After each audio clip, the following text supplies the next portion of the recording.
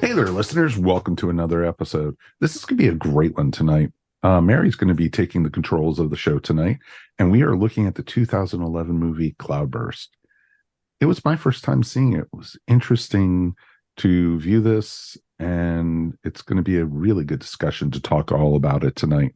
So we have great crew, as always, to talk about it. Let's, of course, say hey to Mary Ogle. Hi, everybody. It's fantastic to be here. And we also have Ciaran Moffatt.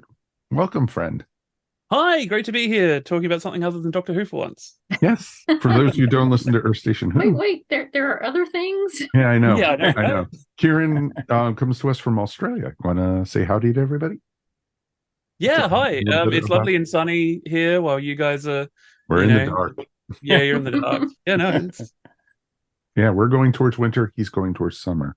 So it's starting to get warm. It's up to 30 degrees today, so that's Celsius for you guys. Yeah, I was going to say 30 is not cold, it's not warm here, so that's always a fun way. And of course, Mr. Mike Gordon. Howdy. How are you this week, my friend? Peachy keen. All right.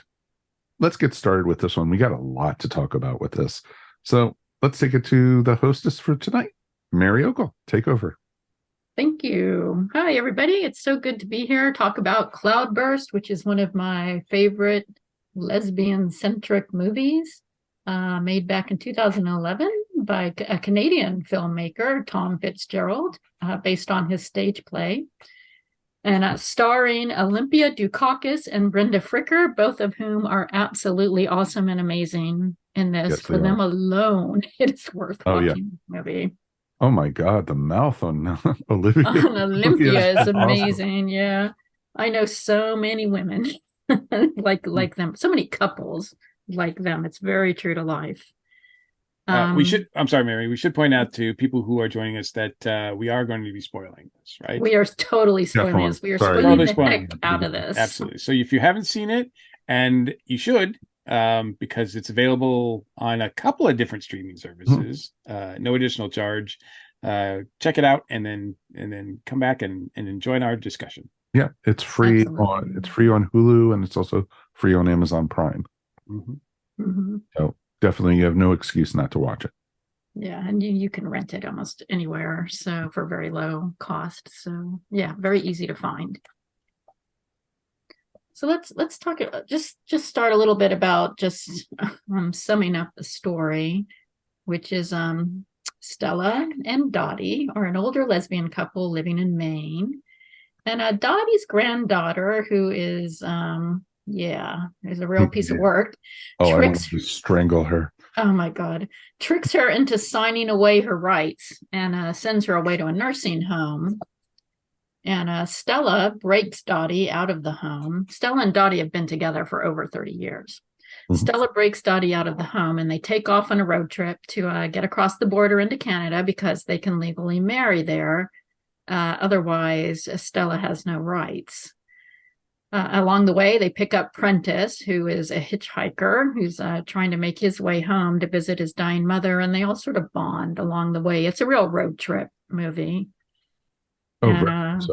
Yeah, and the stories that red pickup truck can tell, you know. Yeah, well, I'm sure that thing had a lot of stories before they ever went on the road trip. So yeah, so there's a lot going on in this movie. There's several different themes, all of which are actually explored pretty deeply and pretty well. One of the first ones we can talk about, before we even get to them being lesbians, is how our culture treats elderly people, especially women, as if they were particularly dull-witted children, and completely ignore their own wishes. Dottie's granddaughter, Dottie is blind, but she's functioning. She's getting along. She has Stella to help her. She's not disabled really, and her granddaughter, I think, basically wants her house, and so tricks her into signing away her rights and to send her off to the nursing home while completely ignoring the fact that she is in a long-term relationship with Stella. So what did you guys think about the issues surrounding older people and how they are treated in our Oh, culture. it was disgusting. It really was disgusting. I don't think she wanted the house. The way I read it, the way I thought it seemed to be coded was I mean, everything in this film is carefully, it's a plot device. Now, once you told me that it was a play, I'm like, oh, I see now. Like, it's all allegory. And it goes from scene to scene and very much like a play. Yeah. Exactly. But I think the granddaughter is there as the sort of the granddaughter is the trope of you don't see what can't be there. So like Dottie is blind, so therefore she must be feeble. The granddaughter isn't malicious, she just thinks blind equals feeble. Old people, sorry, I should say older people. I don't want to generalize here. Older people, they're old. They're in their 80s. Yeah, they're not allowed to be. Yeah. Older people are not allowed to be sexual. So therefore, they can't be seen as a couple. They can't be seen as a sexual couple because older people are not in society allowed to be sexualized. So they're having this relationship, which is why the granddaughter can't see it, because it's something that can't possibly happen. Whereas everyone around her is just like, they've been together 30 years. They're in a relationship. Why can't you see this? Well, we also find out that somewhat later in the movie, and I think almost too late. Like, I think it would have been nice to have this information a little bit sooner, but we also find out that they're not particularly close. Like they don't. It's not like she comes and visits all the time. And she has some deep-seated resentment towards her because, she left her father. Right. It's intergenerational trauma. Her grandfather. Well, no, she left her grandfather. She left her grandfather. Right. So she has some resentment there, and she obviously she's in denial about a lot of things. About almost everything. Yeah, she's she's basically standing in for unfortunately a huge percentage of the population. I feel like absolutely. that feel this way and they don't understand. So yeah, I it was hard for me to look at her as a person actually in this, because I think we don't get enough of her in the beginning. She's just an obstacle, to get them on the road or whatever. And they don't really go in the depth until much later. And by then I think it's just really too late. Exactly. They try to give her a redemption arc and it doesn't really like the rest of the last 15 minutes of the movie, it doesn't really land. Yeah, no, it doesn't. Yeah, it doesn't land. And I'm not just saying that it is written poorly at all. It's just that in this particular case, she's just serving a purpose here. But I do agree that while the headline on this movie is, elderly lesbian couple, et cetera, I do see that, this can be applicable to certainly, as I get older and older, I can see that, yes, this does apply to how society treats older people in general. Well, I mean, I've seen this happen, especially to women, but I'm not saying it only happens to women, but especially in our culture, as you grow older, you basically become more and more invisible. It's like you don't even exist anymore, and you certainly don't matter anymore. And I saw this a lot with, all the caregiving I did with my own mother and how she was treated, how doctors dismissed her pain, or when she tried to ask a question, or they didn't listen to her at all when she, tried to tell them what was going on.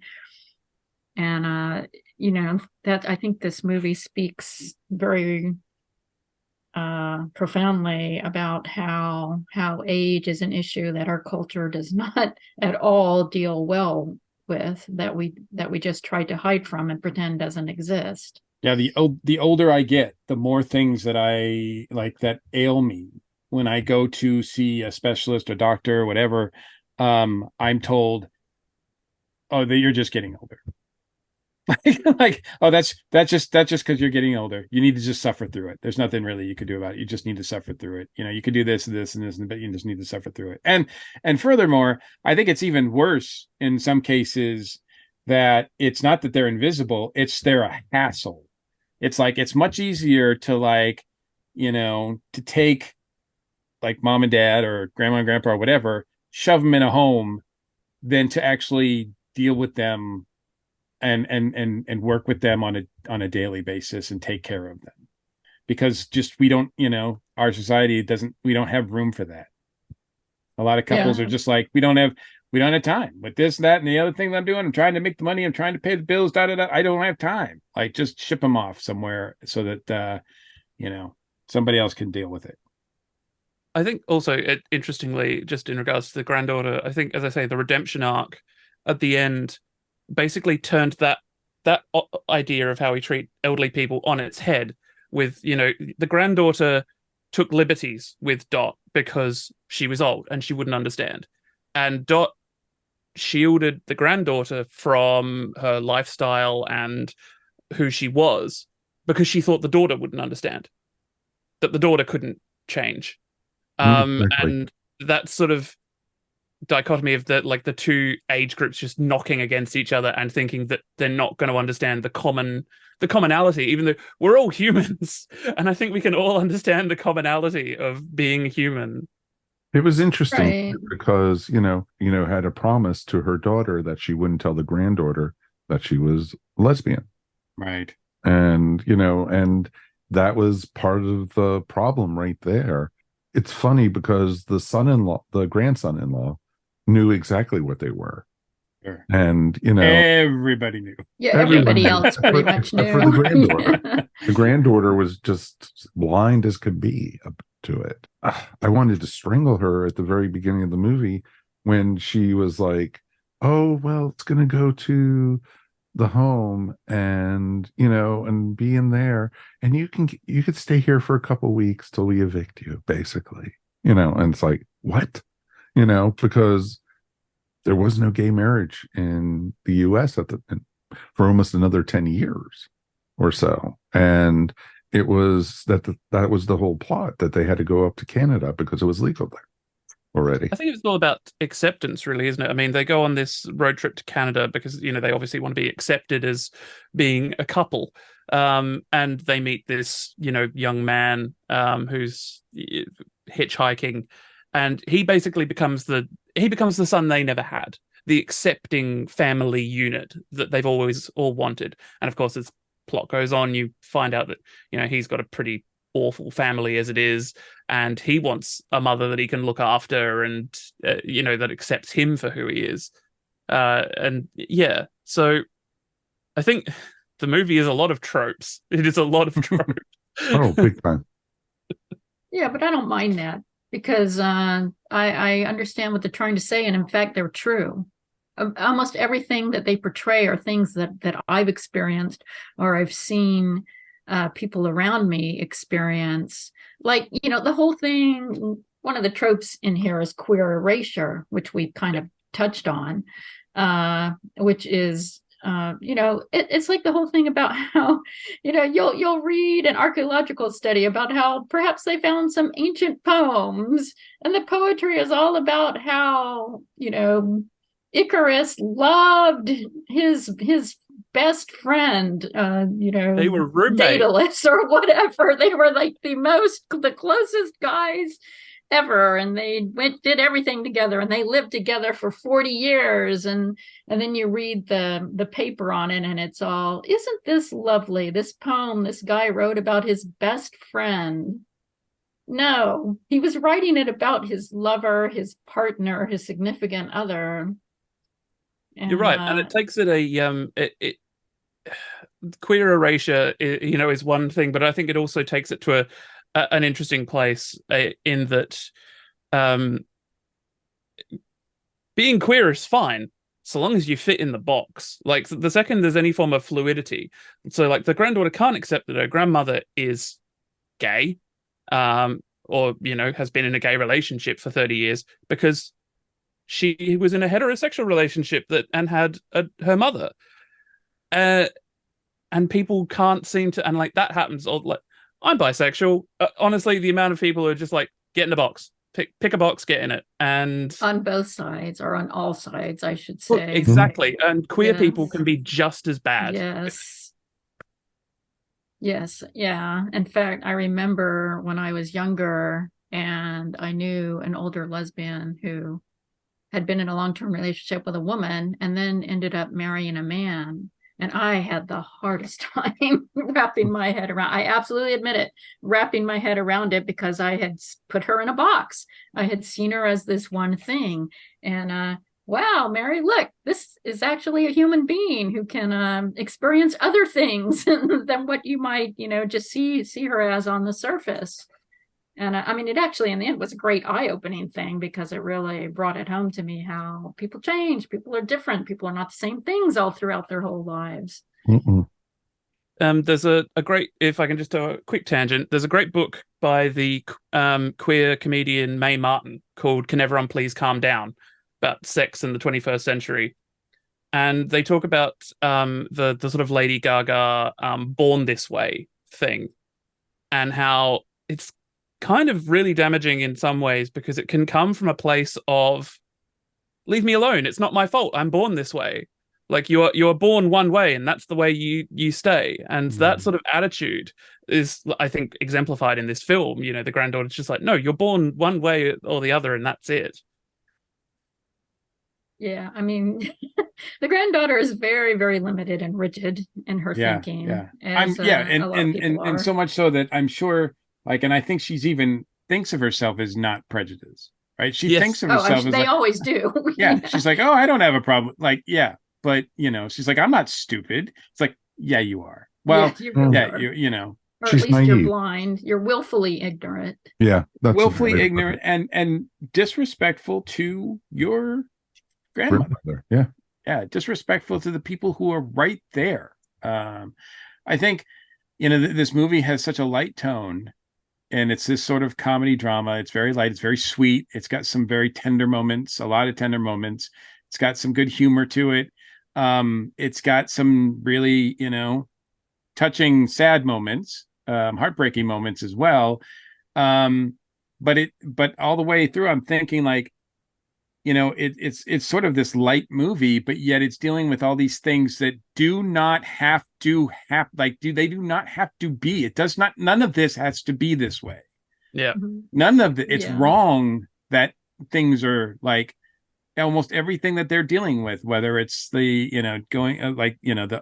the dealing with the age issues and the power of attorney and putting them in a home and separating them and then having to go to Canada and all of this stuff is just having to lie when they go across the border. Everything is just wrong. It should not be this way at all. Like, if everybody just left these two alone, it would have been fine.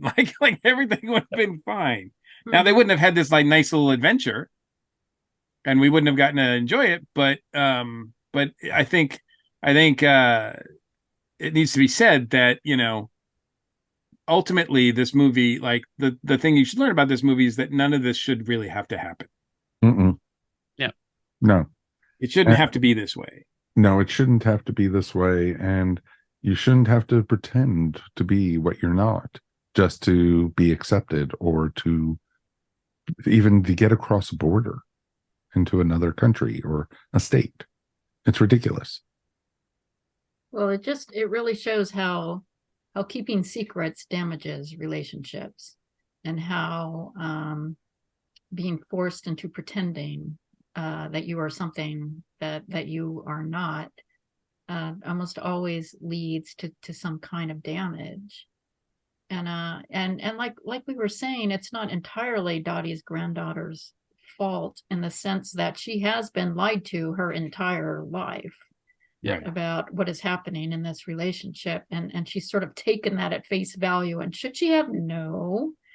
But if she doesn't, then her entire worldview changes. Her view on how honest her mother is changes, and that's very threatening to a child. And so, in a way, while I don't condone her actions, I can understand how that willful ignorance came about and have some sympathy for her.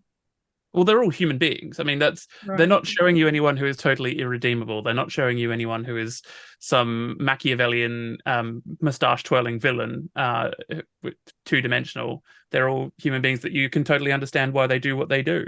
Well, Prentice's dad is a dick. Literally. That's true.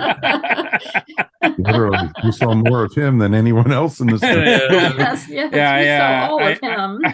I didn't see anything redeeming about him. No, did you get the And we got to see all of him. Did you get the sense that Prentice's, I mean, obviously there's some major deep thing going on with Prentice's father and how he treats Prentice's mother and Prentice, but did you get the feeling that was because Prentice himself was gay? That's what I was getting.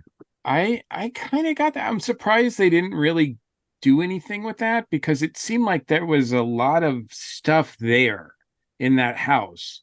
But then once they drove away, it was just like, nope, doesn't matter. Like, it's just like, and I was like, I thought some of that stuff was going to come up again, and it didn't really. So it was a weird sort of detour on this trip that kind of went to some dark places.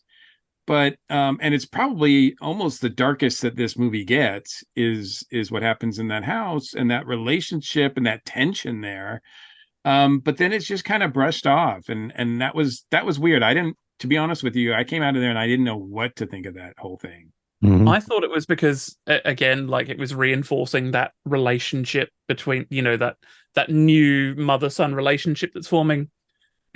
One thing, speaking of people's sexual identities, in regards to Dot and Stella, you're sort of meant to think, I feel like, that Dot is less comfortable with her sexuality because she hasn't told her family. But she seems more at ease with it. What I got from this film was Stella's constant posturing and angry and like antagonizing people is her being slightly insecure about her sexuality. She's constantly throwing it at people, waiting for them to attack, because she's used to people attacking her based on that. No, that totally makes sense. Well, and she's constantly misgendered too. Yes, she is. And then, of course, that's why you've got this son, because Stella mellows over the course of the film, and she plays that role in front of Prentice, that trying to antagonize him, and he doesn't bite. He just accepts her for who she is, and then she sort of mellows.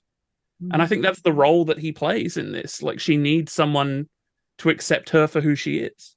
Mm-hmm. No, and that's the thing. Dot was accepting her as she was. Yes. And, and the love story between the two of them was beautiful. It truly was a beautiful love story.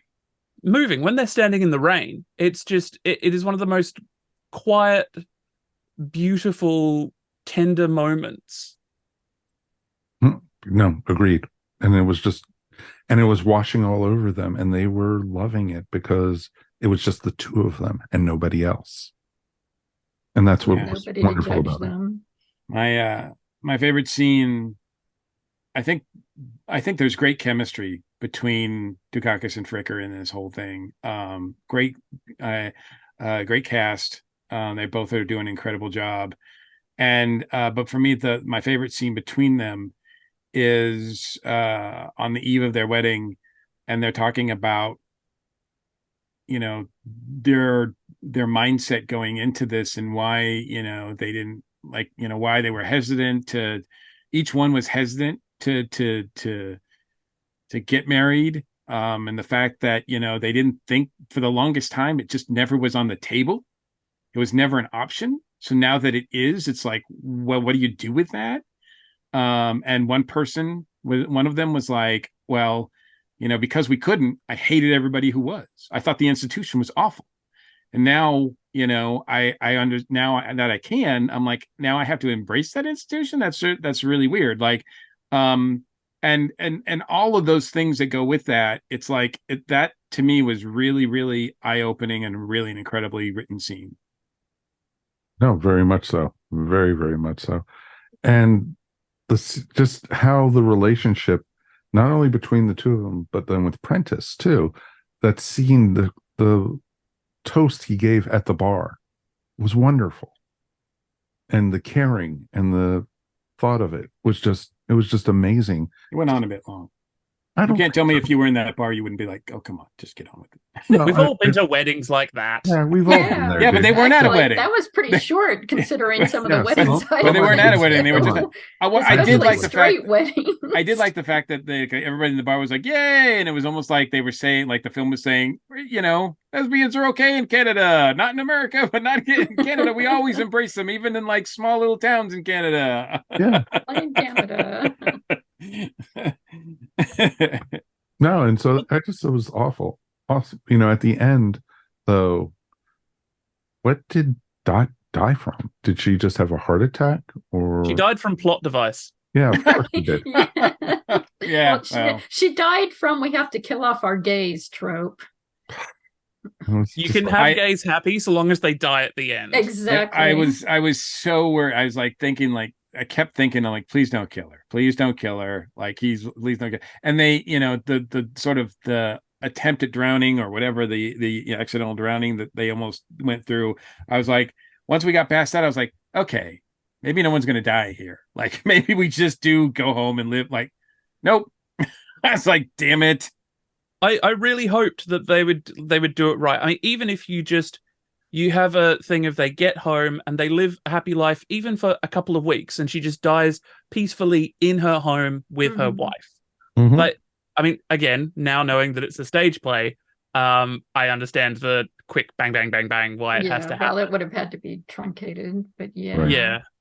But yeah, I knew, like, I watched this for the first time fairly soon after it was available in the US. So I don't know, 2012 or whenever it was. And I knew as soon as I was watching this, I was like, oh, they're going to kill one of them at the end. Yeah. Because that's what always happens, especially at that time. I mean, it's Mhm. starting to change a bit now, but it was, I mean, it's this movie is often compared to Thelma and Louise, and I don't think it's really a fair comparison. But in that sense, it is, because you just knew that yeah, at least one of them was going to die at the end, because gay people don't get to live happy lives, at least not for very long, in relatively mainstream movies. At least not then, and Right. it wasn't that long ago that this was filmed. And that's what was sad about it, because I wanted to see them happy. They were a really sweet couple, and the scene even at the courthouse was just wonderful, and I'm glad she stood up to the granddaughter. When Dot did that, it was just awesome. I loved when she did by the Beautiful. ear. Grabs it by the being Yeah. professionally Irish. It reminds me of my grandmother. It really does. My grandmother was from Liverpool, and she would grab you by the ear, and yeah, child Yeah. abuse. It's great. It was awesome. And just for her to do that, and to finally, like, no, you tried, you basically tried to get power of attorney over me without my knowledge. And I'm glad she saw it. And that was the first scene I felt like Dot really stood up for herself in the movie. I think it showed that she wasn't powerless the whole time. Exactly. She could look after herself, and Stella could look after her. They could live happily together. They're quite happy and healthy, which is why the sudden death is a bit. Just kind of came out of nowhere. Yeah. I mean, Yeah, look, yeah, sure, they're in exactly. their 80s, but like, killing over in you've the coded them as car. being, yeah. I want to know, who were the people in the courthouse? I There were a lot of people there. I was Yeah, they assuming in they off were the other street. people Maybe they just all trying came to from get the married. bar. I thought there were other people in line to get married. Yeah, Mary, I was with you. I was like, maybe they just came because they were like, hey, like last night we were at the bar. They said there was going to be married. So let's go check it out. Yeah. Maybe they're just nice, supportive people who just like, oh, it's a queer wedding with no family and friends. We'll I think the technical term is background. They were background Yes, people. yeah. You They were the production assistants, brother. Exactly. We have The no eyeliner budget was on for point. extra. We have no budget for extras. So here, just hop in, get the best boy and the grip and the Why, makeup girl. Although, like, interesting choices. It was in a church, but it was a justice of the peace, which is an interesting choice to begin with. And also, how high was that pulpit? That was Oh my God, I amazing. know. It was like I 20 thought the guy feet was going to have a tall. It's nosebleed, like you had or to, something like that. like, geez, don't drop anything on anybody from Yeah. up there. You'll kill them. Mhm. Yeah, don't drop your Bible. Yeah. I mean, Manna from heaven. it's also interesting looking at this movie now as opposed to when it first came out, because when it first came out, marriage equality seemed very, very far away. I mean, farther than just about the 10 years it took in the US. Hmm. And by the way, still under siege now with the way things are going. So not a sure thing, I will say. But back then, I remember watching it and thinking, I mean, it was written in a way that, I mean, I think one of its main goals was to promote marriage equality, and that just seemed impossible back then. It really did. And I mean, also as a queer person, I also had mixed feelings about the institution of marriage because, sometimes all it is a tool to oppress women. That's not what it has to be. That's not what it is all the time, but what it is sometimes, in fact, quite often used as. And so it wasn't something that I think, queer people didn't necessarily want to be married. They wanted the right to visit each other in the hospital.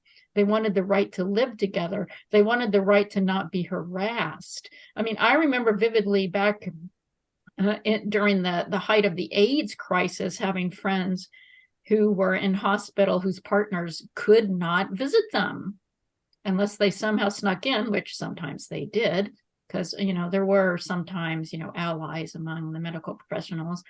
But it was very hard for them to be connected with their loved ones. I had friends whose families did not allow them to go to the funeral. So that was a very real thing that was happening. And so it was very true to life to me to see this happen to Dottie and Stella, to have their rights taken away and to not be allowed to determine their own fates by somebody who had absolutely nothing to do with them as a couple, who should not have had any right at all to delve into their lives, and yet did so easily. And even the policeman who doesn't really agree with her, he goes along with it. And he actually, and he goes along with it pretty easily. Yeah, here in Australia, we got marriage equality in 2017, but after what's called a plebiscite, which is basically a non-legally binding opinion poll instead of actually a referendum. And so we had to, they sent out letters to everyone in the country, and we had to, do it. We eventually got marriage equality, but not after some of the worst campaigning I've ever seen. Because in Australia, for some fun reason, any political advertising does not have to be true or factual in any way, and they cannot be held to anything, because the only body that regulates any advertising is the Consumer Commissions Board, and they don't do political advertising. So the image that always sticks with me is there was a poster of a small child cowering in a corner with someone holding a looped belt that was a rainbow. And like, this is the sort of stuff that we were going up against. Like, these posters were everywhere.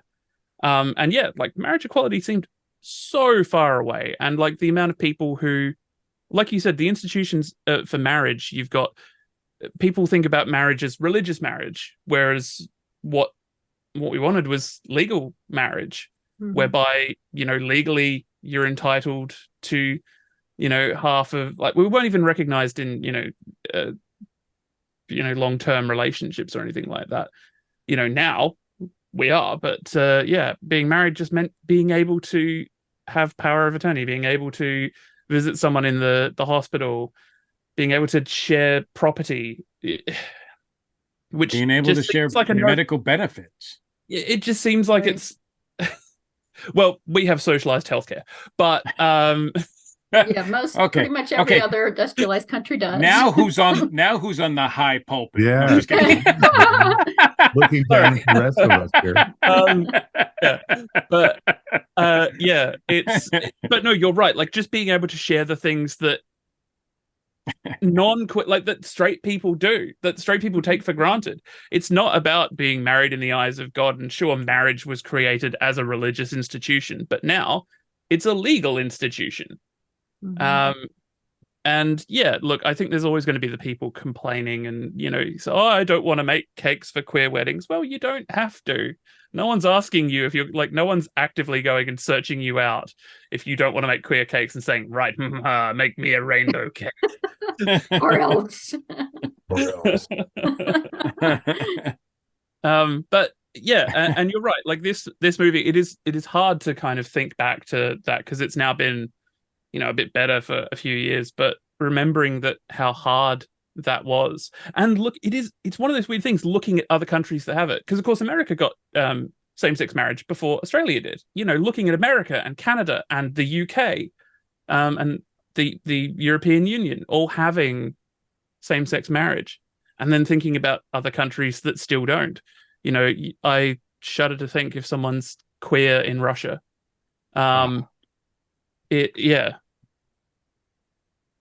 Well, correct me if I'm wrong, Mary, but parts of America did, but not all. Like all of them. It took a while. It was like a state by state. Well, there were a right? couple It of was state states. by states, yeah. Yeah, like Hawaii and Massachusetts Washington were a little State. quicker on Yes. the uptake, though not by a huge amount.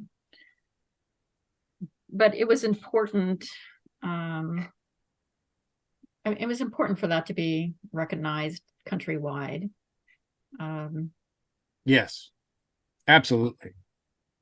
And Because like I otherwise said, it doesn't because they even talk about it. It's like, well, what happens if you get married in Canada? When you go back to Maine, does it count? right. Does it even mean anything? Right. When they did make it back to Maine, I mean, they didn't, but it actually would have been interesting to see what happened.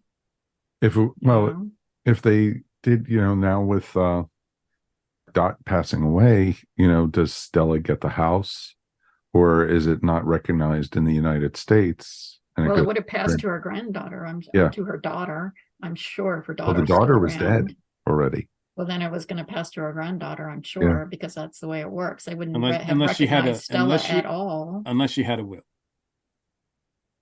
Yeah, that didn't sound like that. No, I don't think she had a will. But if she had a will, yeah. So when I got married, the celebrant, when in the prep for the wedding, was just like, "Now, are you married anywhere else?" No. Are you absolutely sure you're not married anywhere else? I'm like, what are you talking about? And she told me this story about this guy who came in, and it got to like the day before the wedding. He went, "Oh, I did kind of get married in Thailand, but that doesn't count here, right?" Oh, whole wedding had to be called off. Whoops. Wow. But the funeral scene is kind of sour. I mean, the cringy dancing aside, it's kind of sour because Stella's sitting next to the granddaughter, and you're just like, 5 minutes earlier, if the granddaughter hadn't had her big epiphany and talk things out, Stella would not be allowed at this funeral. Like, this would be a really awful thing happening if what happened 5 minutes ago didn't happen. Mm-hmm.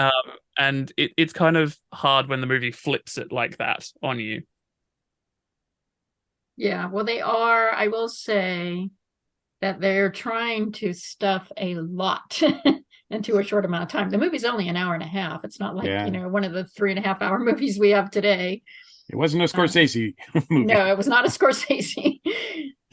So, yeah, and they are trying to pretty much say everything. But I still think they do it well, or as well as they can within that. I don't know. I mean, I think they could have lost the whole going back over the Canadian border and getting strip searched thing. That just felt kind of out of place. They just were trying to get a kind of a cheap laugh there. Yeah, Stella is what we would call in Australia a shit stirrer. Yeah, Stella's enjoying herself. Oh Yeah. yeah. Oh, she loved it when she walked by and watching him being strip searched and Yeah, she is body literally tattooed. sticking it to the man in She was that scene. literally, and she was sucking on the lollipop. Yeah, there wasn't any meeting there. She loves Yeah. playing up being old. Yeah. She uses her age to her advantage wherever possible, because she knows that people think that the elderly are all gone in their head and totally Weak and useless and feeble helpless. and yeah. Yeah. I mean, So she's I applaud her She does for not that. apologize for being who she is. No, yeah, I apologize. I mean, I applaud her for that because I have seen how older people are treated, and yeah, it's ridiculous that our culture is marginalizing the people who have the most experience and of life and otherwise. Just think of all that vast wellspring of knowledge and emotional experience that we are just throwing away because we cannot come to grips with the term that people with the fact that people get old. Exactly. Get over it. It's going to happen to all of us. There is not one person on this planet who is not going to get old eventually, if they live that long. I was going Yeah, to say the alternative is not great. No. But That's what my dad says. I'm getting old, but think of the alternative, Exactly.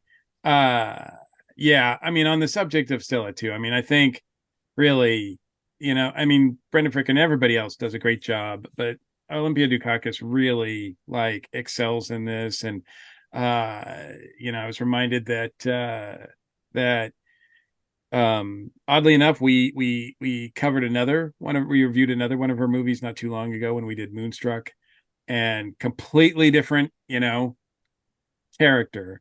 But it just shows the range of Olympia Dukakis and how she really was one of the greats. And I'm not just saying that just because she was from Massachusetts, but my home state. But she really, I mean, to get to watch her act and perform, especially in a role like this, I mean, it's just incredible. I think I saw a thing where even Brenda Fricker was like, out of all the films I made, only a handful of them stand out, and this one was one of them that I moved forward as an actress because she was working with Olympia, right? I mean, it doesn't get much better than that. Yeah, the chemistry between them is just off the charts. Yes. Mhm. Yes. I mean, Brenda Fricker had a habit of playing professionally Irish people. That was But when I was watching it, I was like, wait a minute, that's the mom from So I Married an Axe Murderer.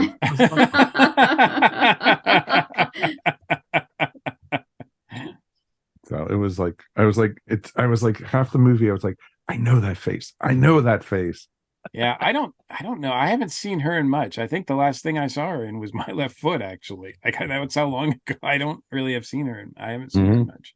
If you want a B movie, I strongly suggest it's called Deadly Advice, and it's got Brenda Fricker in it playing a mother of two daughters, and one of the daughters starts hallucinating that she's seeing serial killers telling her to kill everyone. It's hilarious. The British comedy, check that out.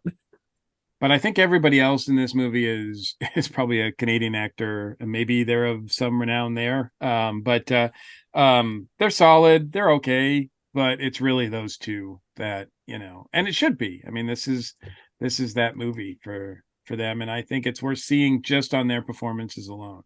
I think it's a real treat, and I'm glad that we covered it. It's a small Canadian movie about two elder lesbians, of course. Shocker, it didn't get huge box office numbers. I don't understand what. That's crazy, right? I mean, I feel like it would have done well at a small indie film festival. Oh, it did. It did really well. It won several awards. I was going to say, every film festival it was at, it seemed like it knocked it out of the park. But it's available on 2 streaming services. Yet I imagine that a lot of people who are watching this, listening to our show, never heard of this movie. It's really been under the radar, and I think that's not available in Australia. So not at all. Not at all. I had to use a VPN and watch it on Prime in the US. Wow. So it's definitely one that I think people should check Not out that we because it's condone really. this on the podcast. We don't condone that. No. A VPN is completely legal. I was going to say VPNs are paying for the legal. subscription. Yep. I am not. So I am not Prime just apologizing for my trusty VPN. No. he's Yeah, it just says, it looks like you're traveling. Here, have things that are available in the area you're traveling to. yeah, Mike's just to us all talking about Doctor Who, in which some of us had to get from like different things from different sources that were not. I was lucky enough to have friends in Canada. That's all I want to say. We're about to have to go back to that if they keep releasing things only on the iPlayer. Yeah. We'll be talking about that yay, tomorrow Canada. night. Yes. But that actually that makes me think about how movies like this matter because representation matters. Yes. I mean, there are so few movies about older women, even fewer about older lesbians. And so it was so important for me to see stories like this on the screen. And, we need to acknowledge how our society treats people who are not young, white, straight male Christians. That's actually a very small subset of our society and yet has all this power that we give to them. The rest of us are not less than human because we do not fit into that mold, even though that's how society treats us sometimes. And the only way to change that is to be honest about what people really are. We're a beautiful chaos. We're a glorious spectrum of color, sexuality, gender, and more. And so my hope is that segments like this on ESO in our own small way is helping to honor and celebrate those stories so people can find them and know that there are other people out there like them, know that they are not alone because we see you. We absolutely see you. And that's the reason why we talk about movies like this. We want everyone to be a part of the story. Oh, very much so. Absolutely. Very, very much so. One of the reasons why doing this segment is so doing this 3-4 times a year is important to us because it's I've learned, I mean, yeah, it's fun to, get a slant on big hits that we've talked about before, but also to bring attention to these smaller films that are under the radar for most people. I think that shouldn't be, Yeah, I mean, a lot of the time, the only way for stories like this to be made is either privately funded or very small studios or studios, small studios that are going out of their way to make movies outside the mainstream. And it's still that way. And in some ways, it's getting harder to make indie movies. And I think it's so important for that not to go away. Streaming services kind of became a panacea, kind of a way for stories like this to be seen, and now they're starting to clamp down on that, and which I think is very sad. And I really hope that we can continue the fight to keep everybody's voice heard. I agree completely. It's all about getting, everyone's voice. It's all different, whatever you're into, whatever where you're coming from, everyone's voice should be heard. And that's what we're trying to do here on ESO. And we are not going to stop doing it. As long as, any of us are breathing, we're always going to continue to speak out against this and, and up for anybody. And, and the world is getting more and more split. We've talked about it tons, and I'm not going into any soapbox or anything, but it's all about, being able to freely talk about whatever is on your mind. And that's what this podcast is about. And thank you, Mary, for bringing this up. This was awesome. Oh, absolutely. And thank you, all of you, so much for joining me and talking about one of my favorite movies. And I really encourage everyone to go out and watch it if you haven't seen it. And next time, I am hoping to talk about a movie called But I'm a Cheerleader, which is a comedy about being sent to a conversion camp. Oh, God. Wow. So that should be very interesting to talk about. It's one of the more, I don't know, controversial movies in the gay community in a way, as I don't know, most of them probably are. Let's take a quick break, and we'll be back in a moment, and we are going to take a trip to the creative outlet. Hey there, now it's time for the creative outlet segment, and this time we have our friend Jim Beard back, and he has a great project he's going to talk to us about. I'm going to do that right now. Yes, right. Okay. 30 seconds. Yes. Howdy, Jim. What are we here talking about? You guys are the ones who invited me. We're not. We don't know what we're Yeah. going to talk about. I can't. It's backwards when it. Thank you. Look at that. There it looks. There it looks correct. Yeah, It looks correct on YouTube. It just looks too for you too, and so yeah. Okay. our YouTube people are seeing it perfectly proper. Zoom is just weird that way. A book that Michael will be more than familiar with. So I just came out with the newest volume in the Memories from Today's Grown Up Kids series that I do, and it is now focused on Star Trek, classic Star Trek. So it's like deep memory dives into watching classic Star Trek as kids. And this guy right down here is one of those grown-up kids. Well, grown up, is I wouldn't go that far. Come we'll on. put that in quotes. Yeah. Okay, good. But no, I am. When I heard about this project, I was so eager, and I'm so honored to be part of this. I love, as anybody who listens to this podcast, and certainly Mike has heard me for more than 13 years talk about how much I love Star Trek and, yes. how influential. I can't think of another pop culture thing, be it music, be it movies, be it whatever, that has impacted my life as much as Star Trek has. Wow. I mean, that's an incredible statement right there, in itself. And I know a lot of your fellow writers in this book felt the same way, and all of them said that to me.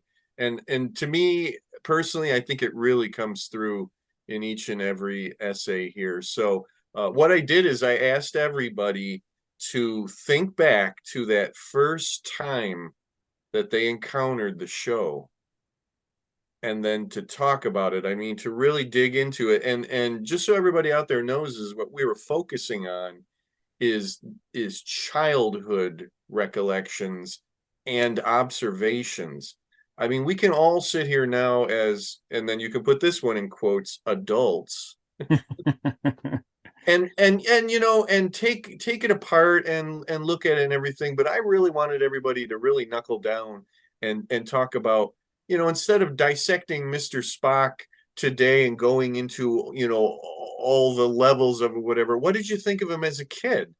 And if it was some kind of nutty thing that like only a kid could have thought about or thought up, that's what I wanted to hear.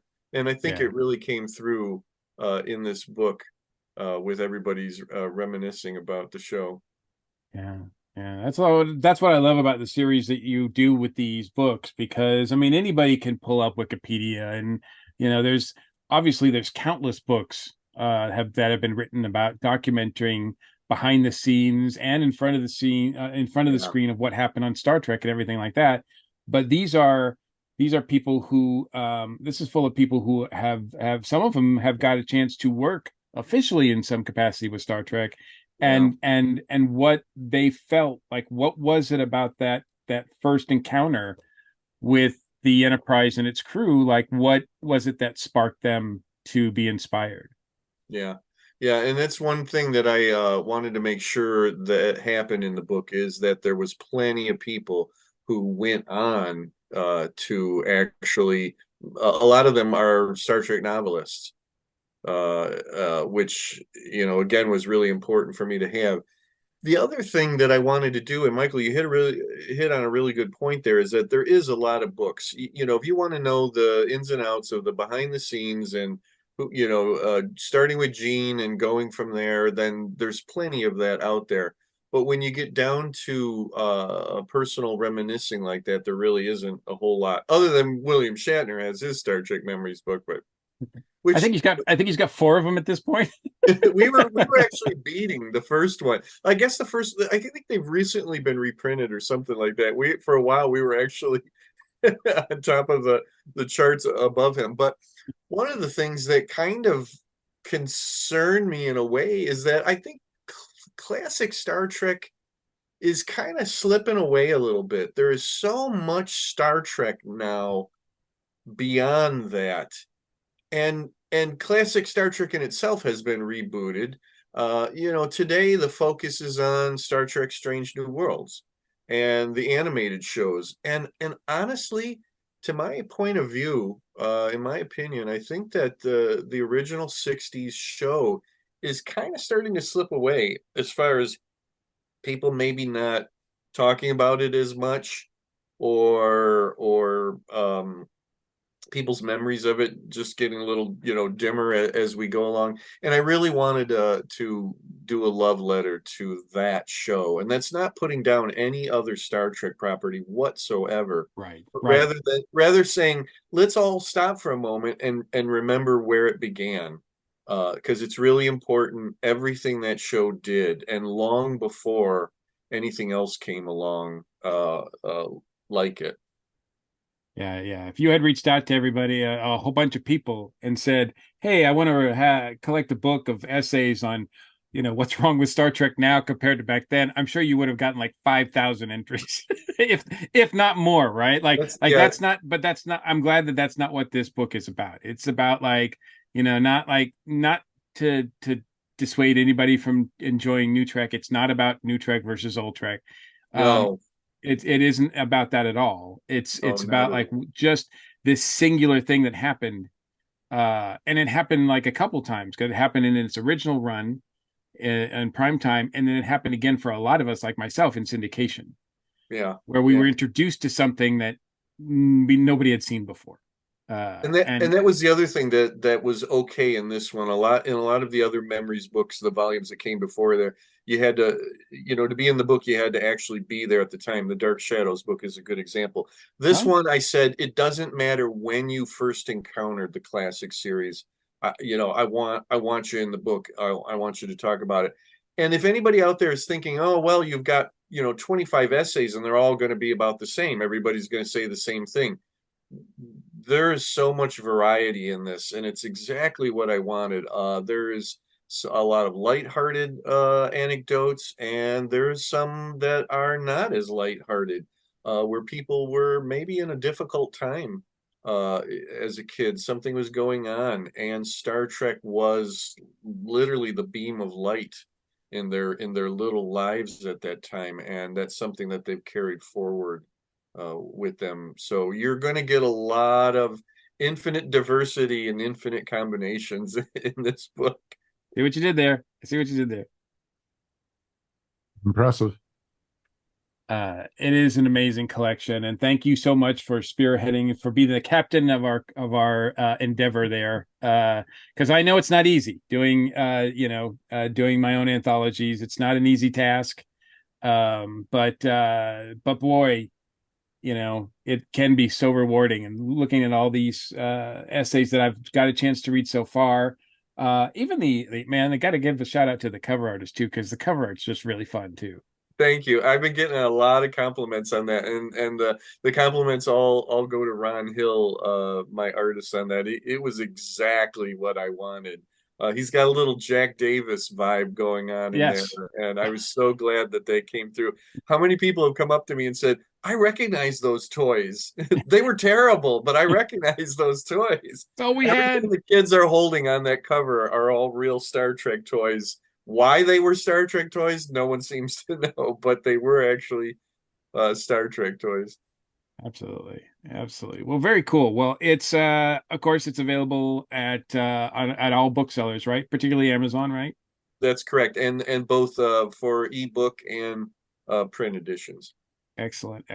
Real quick, anything new? Like, you working on another one already, or is this what else do we have to look forward to? There will be a 6th volume of the series. We're taking a little break. I did like 4 volumes in 2 years of the of the series. So we're taking a little bit break. Normally it would be early next year, but it's probably going to be later next year. And there's a little bit of debate going on internally at Becky Books of what the theme is going to be. We've narrowed it down to 2, and we haven't really decided yet. But I promise it's going to be really fun. It's going to be 2 that are going to be really hard to choose from. Well, I look forward to it though. The Batman books were great. Thank you. And I love those. And I've just only recently got into Dark Shadows, so I don't know if that's going to be on my horizon, but I am sure that you do those as a service as well. But the Star Trek book is it came out so wonderfully, and again, thank you for having me be part of that. Thank you. Your enthusiasm makes it all worthwhile. I'm so glad that you brought all of that to the book, to your essay.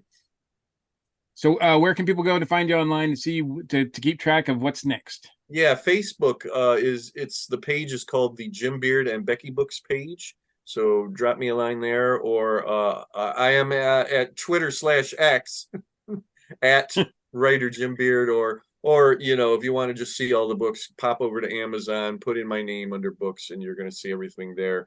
And make sure you take a look at the other volumes in the series. I'm sure you're going to find something that you'll like other than classic Star Trek. Absolutely. That is awesome. Jim, thanks for joining us tonight. We do appreciate it. Thanks for letting me dock here again, guys. Let's take a quick break and we will close up the show. Okay, YouTube folks, this is our part where we love talking to you guys about, extra bonus stuff. It's interesting because you see in this movie, a lack of understanding and a lot of closed-mindedness, not just on the granddaughter, but when they were even going to Prentice's mom's house. Don't mention, don't use any bad words, don't tell them that you're a couple, don't, and everything. And the father is a total jackass in this, and it's like, okay, what the hell is going on here type thing. And it's interesting because it's not Princess's father who the guy was. It's like a stepfather, because if you remember earlier in the movie, Prentice says we lived in the upper area, upper economy and we moved down to lower economy when my mother married, because everyone needs to have a taxidermist. It's like, because like what? It just sounds like it sounds like they're segregating airplanes again. You can be in upper economy or lower economy. Right. Exactly. It's like, where does your mom live? Oh, she used to live in upper economy. Now she's in lower economy. Lower economy, like the rest of us. Yeah, exactly. Really, you just couldn't call it first class? Oh, exactly. Because those were nice houses in upper economy. Those were very, very nice houses. But it was just interesting. And the whole, it was just like, it again, hide who you guys are. And like you guys brought up earlier, it really did feel like Prentice was hiding, like he, had, there was a story behind why he left the house, why he was in New York. I mean, whether it was because he was gay or not, it was obviously he was hiding himself no matter what. Maybe, if only because his father wanted him to be more of a he-man or something. I mean, who knows? They don't really spell it out, but he obviously had grown up hiding himself from, just to be safe, because it was really, I mean, they really heavily implied that the father was in some way abusive to the mother and to him. Yes. Oh, very much so. Yeah. And they were even saying, why does she stay with him? And the mother was making excuses for the stepfather and everything, and which often happens in an abusive relationship. Yeah, I mean, at one point she says, "Well, my furniture is here." Exactly. Yeah. And I was like, "What?" Yeah. Yeah, those are like dangling plot lines or threads that I just were like, that's not really comfortable to just move on. Not address them again, because that's some really like I said, that was some really dark stuff, intense stuff in there, and I was like, I could have. Maybe there was another way you could have kind of got around this a little bit. But yeah. Well, there's a financial term, sunk cost fallacy. Basically, that you've been working on something for so long and you've put so much money into it that you don't want to leave because you've already that's why we put do so much money. that's why we do the podcast still. What do you mean? You'll lose everything that you've put in, even though continuing on, you're going to put in more and lose more. It's easier to just leave, but you don't want to. And it's like that with relationships. There's a lot of relationships where, I was in a relationship for 10 years and it got to the point where I just went, well, I'm just going to end up putting more effort into this than I'm ever going to get out. And, what do you have if you leave? He's, oh, I don't have anything if I leave. No, you've got the rest of your life. Exactly. Yeah. No, there's so much still to happen for him. And it was interesting. I love the story he told about when he was in New York City about, peeing in the bucket. How he's getting paid to do it up on stage. And then when he didn't pee on there and he got hard, it was just like you got a standing ovation. He got a standing ovation for jerking off basically on stage. Did he get a standing ovation or did he have a standing ovation? I think it was both at that point. And that was the wonderful thing about it. That was awesome. There was I think Prentice was awesome. I think, though, he was a hidden gem in this movie. I really did. Even though I think Stella and Dot were the shining stars, but I thought Prentice was awesome in this too. He was interesting. I mean, obviously, he was, there's a lot there that the movie doesn't even bother to answer or address. I mean, he's laying in the back of a truck naked with sucking his thumb. It's like, that's like, Yeah, I think that's kind of a very heavy-handed way of pointing out his mother issue. Yeah. The guy. This is the baby they wanted to have. Exactly. Yeah. Well, they were the mothers that he wanted to have. Yeah. You could argue that was like the symbolic embryo. Mm-hmm. Right. That's actually a good way to put it, truthfully. And giving birth and all that. But he's fine. His dancing was horrible. So oh yeah, that was meant to be horrible. It's meant to be. Yeah, I hope he's a better caretaker than he is a dancer, because otherwise they would have been. I was going to die really fast. I was going to say Dot wouldn't have had a chance anyway. Oh, she dodged a bullet, really. And to dance to Tony Orlando and Dawn. Come on, Yeah. I think Stella's going to be taking care of him a lot more than the other way around. Yeah. This was her favorite composition. Everyone sitting at the funeral who didn't know the finer points of Dot. It's just like, yeah, cool. A guy's going to dance the favorite dance of a blind woman. Yeah.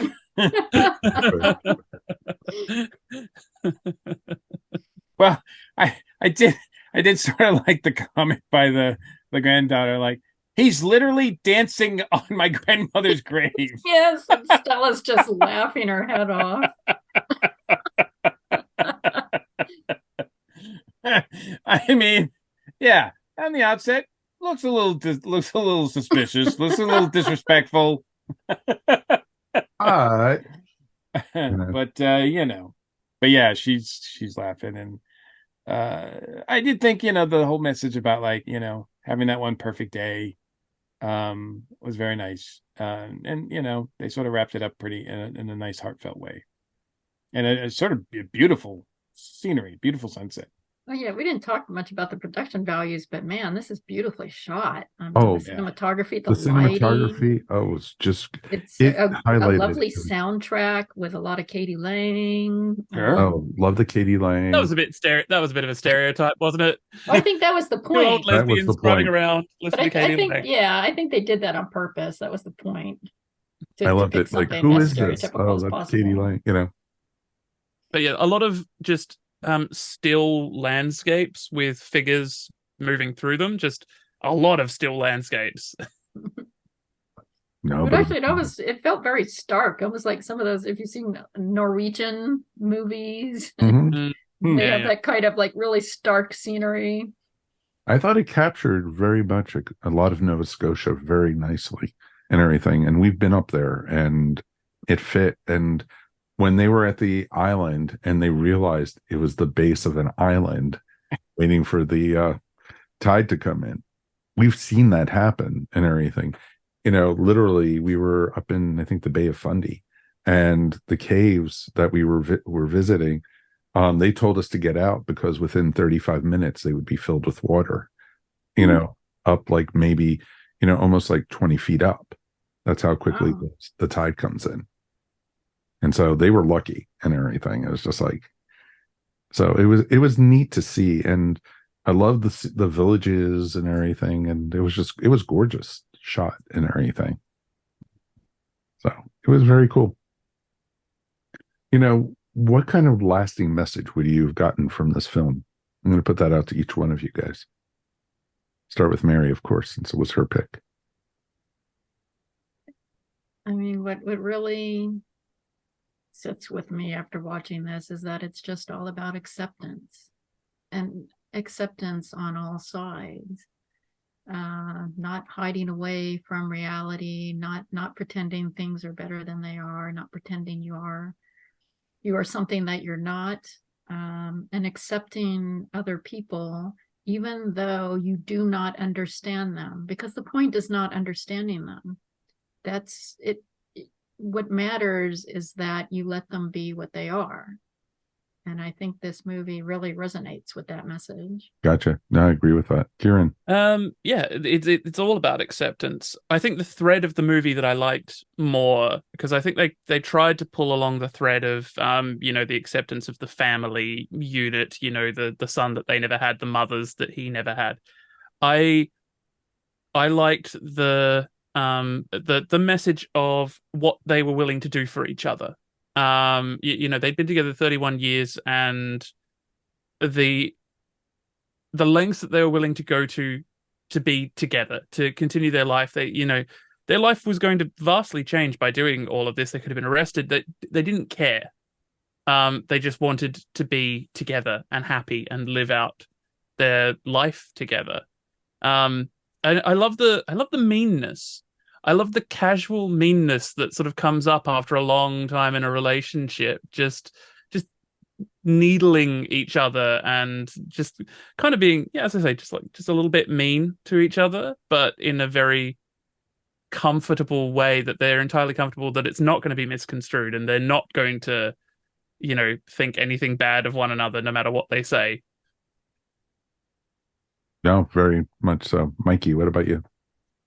Yeah, the fact that, like I said, everything that was happening to Stella and Dottie is completely unnecessary. And the hoops that they have to jump through, the whole everything, whether it's with the granddaughter or with like I said, the border patrol, the fact that they have to go to a different country in order to get married and get things resolved. Everything is just completely unnecessary, because at the end of the day, Stella and Dottie are hurting no one.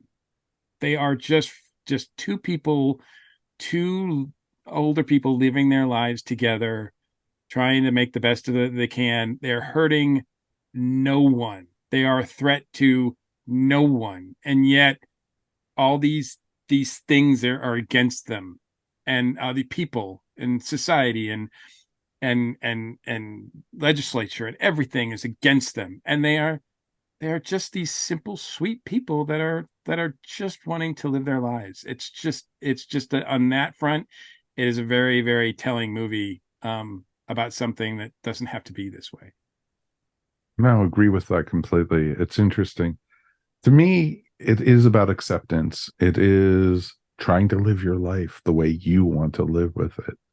But it's also about not giving a fuck about anyone, as long as you have somebody who means the world to you in your life and being with that person. And that was literally what we had gotten with Stella and Dot. They didn't need anybody else. They just wanted to be left alone, just the two of them living their lives. And, but everyone wanted to put their 2 cents into it. And it was crazy. And the relationship they had was a great relationship. They complemented each other. And that's what you want from a couple. You want to be with somebody who means the world to you and brings out the best in you. And that's what you got with them. And it was one of the best love stories I've seen in quite some time. And that's what made it a great movie. And like we said, Mary, thank you for choosing that. Oh, well, thank you for talking with me about it. I'm really happy that you guys got so much out of it. Very much so. Very, very much so. God, if we had Judy on here, we'd be going for another hour at least. When poor Dot passed away, she was like in tears. It's like, no, what happened? Wake her up, get her up. She was like, not this trope again. Not again.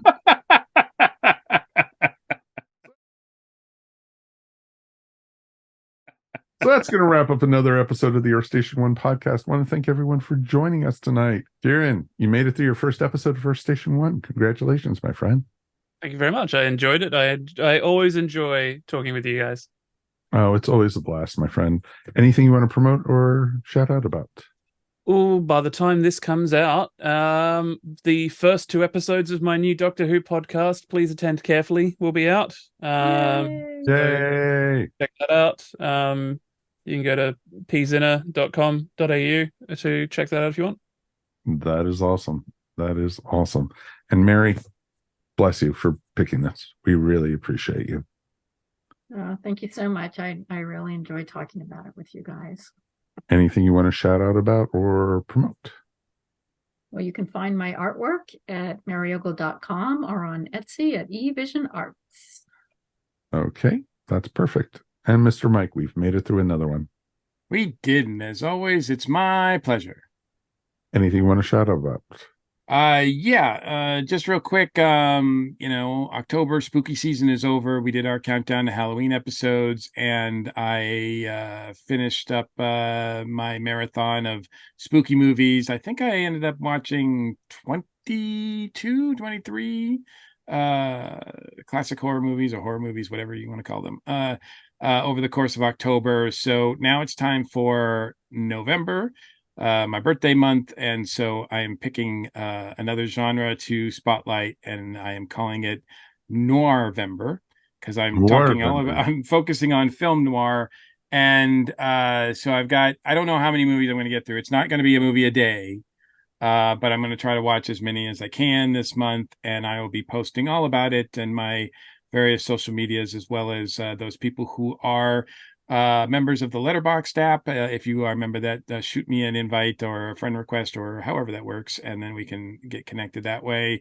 And you can check out some of the movies I've been seeing. That is awesome, sir. That is really, really awesome. You know what? I'm going to do a nice little shout out. Mickey Dolenz from the Monkees actually just came out with a new CD, and he was actually up in Athens, Georgia to help promote it. He did. Mickey Dolenz sings R.E.M, and it is awesome. It's a 4-disc set that just came out this last Friday, and he does a great version of Shiny Happy People, Radio Free Europe, Man on the Moon, and Leaving New York. And he did a signing up there. The folks from Monkeying Around podcast were there. A couple other friends were up there, and there was probably close to 1,000 people up there to see Mickey Dolenz. And it was just awesome. Mickey Dolenz and R.E.M. And R.E.M. Well, of course. Yeah, well, when they say R.E.M., it wasn't the whole band. Bill Berry actually joined them because Bill Berry left the band back in 97. And it was interesting to see him out because he doesn't go out in public all that much anymore. But you also had Mike Stipe there, and you also had Peter Buck. So it was actually. And I think they all three performed. Like all of them performed. Yeah, they all performed on the roof or something. On the roof, they did. I know Peter Buck was doing some monkey tunes with the cover band that was up there. So you could find all the stuff that they were doing. It was at the what's it called, Wuxty Records in What street? Athens, and it's pretty awesome. And you definitely can check it out and you can get the CD that anywhere you get your CDs from. You can stream it on Apple, you could stream it on Amazon, Spotify, Stitcher, or if you want to actually go the old-fashioned way and actually have a hard copy of it like this, you can actually pick it up at Amazon or wherever you buy your CDs. So it's pretty awesome. Definitely worth checking out. All right, that's going to wrap up the episode for tonight, as always. Thank you, as always, for listening to the Earth Station One podcast.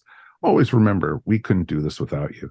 If you want to support the podcast, please check out our Tee-Public store and get some really cool ESO Network swag. I actually owe Mary a couple designs that I've come up with for the t-shirts. So she's going to be a taskmaster soon and get me going with that. Also, remember, if you want to listen to the show before the rest of the world, why not join the ESO Network Patreon? For as little as $1 a month, you could help support the Earth Station One podcast. Check us out, patreon.com/ESO Network. We also want to hear from you, so please write us at feedback@earthstation1.com. Remember, you could also find Earth Station One wherever fine podcasts are found. And now Earth Station One can be found in video format and YouTube. And as a little bonus for watching us up on YouTube, we now have extra material up there. So you can check it up on YouTube on our channel with no extra cost. If you made it this far into the podcast, why not like and support our podcast? It's real super simple. All you have to hit is the support button, subscribe button, depending where you're listening or watching. Also give us a thumbs up or rate us with stars. We would really appreciate it. Thanks again, of course, on behalf of myself, Mike Faber, of course, Mr. Mike Gordon, Ms. Mary Ogle, and Ciaran Moffatt. Thank you so much. We appreciate you all. We will see you next time. Be safe, hug your loved ones, and you know what? Just have fun. Peace, and we are done.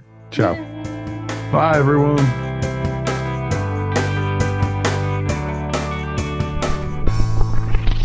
You're listening to the ESO Network, your station for all things geek.